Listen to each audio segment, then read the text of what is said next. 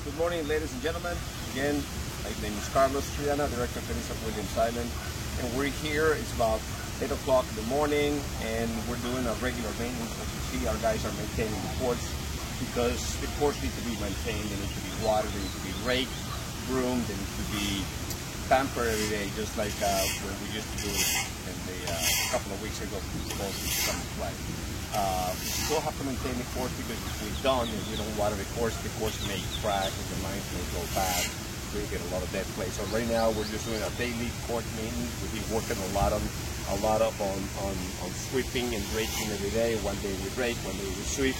And we also do a lot of removing of dead material and replacing it with good material, which is fresh material. And we add a little calcium after that. We are cleaning the drains, getting ready with that. We're perfecting our court irrigation system, and that's a very long task. So as you see, we're here every day trying to get our courts ready, so when you folks come back to play tennis, these courts are going to be looking better than ever.